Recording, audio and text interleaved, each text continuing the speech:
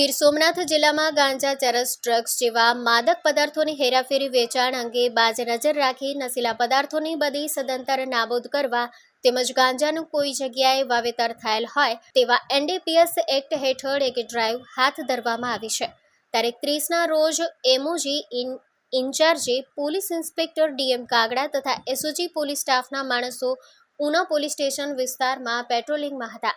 દરમિયાન બાતમીના આધારે રેડ કરતા ગાંજો હાથ લાગ્યો હતો। નાથડ ગામ કોસરી સીમ વિસ્તારમાં નીચે જણાવેલ આરોપીના કબજા ભોગવટાના ખેતરમાં NDPSની રેડ કરતા માદક પદાર્થ વનસ્પતિજન્ય ગાંજોનો વિપુલ પ્રમાણમાં જથ્થા સાથે આરોપીને પકડી પાડી ઉના પોલીસમાં કાર્યવાહી હાથ ધરી। વનસ્પતિજન્ય માદક પદાર્થ ગાંજાના છોડ જેનું નેટ વજન 5 કિલો 580 ગ્રામ જેની કિંમત ₹2,79,500નો ગાંજાનો જથ્થો તથા આઈટેલ કંપનીનો સાદો કીપેડ વાળો મોબાઈલ ફોન જેની કિંમત ₹500 કુલ કિંમત ₹2,80,000ના મુદ્દોમાલ કબજે કરવામાં આવ્યો છે।